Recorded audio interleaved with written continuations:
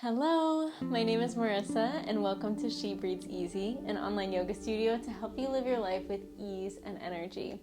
Today, we will be chatting through my top 7 tips for creating a consistent yoga practice. So, I have actually been getting on my mat every day for 2025, and I know as a yoga teacher, you're probably like, oh, well, of course, but it's actually something that I've struggled with quite a bit. As a yoga teacher, it is really easy to let the teaching part take over and not the actual practice. Half of these tips are like logistics, and then half these tips are mindset. I hope that they help you. I truly feel like the hardest part of getting on your mat is like simply rolling out your mat. I hope that everything in this video helps you create a consistent practice and really make your practice a valuable part of your day. Tip number 1 is figuring out what time of the day works best for you. So I want you to take a moment, maybe like look at your calendar or your planner or however you organize your life, and think about when optimally?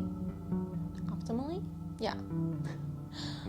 When would be the most optimal time for you to get on your mat? We all have like a favorite time of the day, or maybe like the best part of the day for our yoga practice. So think about what that would look like for you. And bonus tip here, putting it in your calendar or in your planner or however you organize your life, because that will make it even more easy or accessible for you to remember like, oh, I'm doing my yoga practice at that time, you know? Okay. Tip number 2 is finding where you are going to do yoga. Odds are if you're here, you practice yoga at home. Find a designated space. It doesn't always have to be your yoga space, but find a designated space where that will be where you roll out your mat. Let's say like you have a really small space and you have like just a little part of your bedroom that you can roll out your mat in. Amazing. That's your space.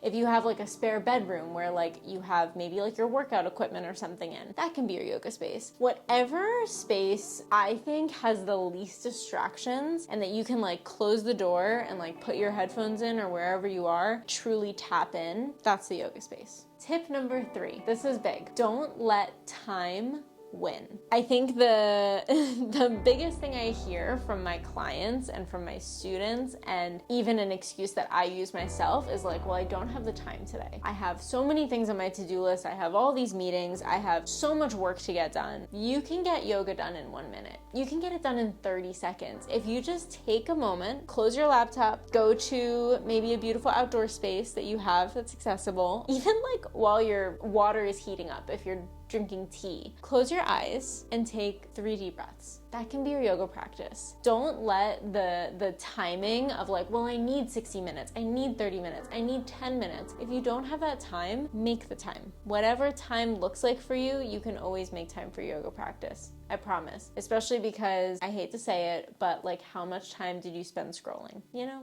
Let's reallocate that time. Tip number 4, it's more of a reminder.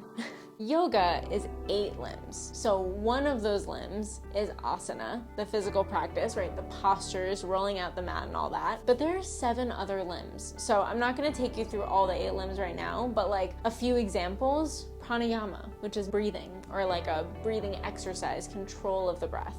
Another one is the yamas and the niyamas, which are more like morals or values, things that you can journal about, things that you can also like think about while you're walking or like throughout your day. Like there are so many parts of yoga that isn't just the physical practice, and maybe you practice some of those other aspects of yoga if the physical practice isn't calling you one day. Tip number 5 is dressing accordingly and laying your clothes out ahead of time. Now this really helps me because I love doing my practice early in the morning, and if I see my clothes right there, I'm just gonna put them on. And that's like half the battle, right? We wanna take out the decision fatigue and honestly take out the excuses of like, oh, well, I have to do this, I have to do this, like I have to do all these things to get on my mat. You're already dressed for it. Like, that's half the battle.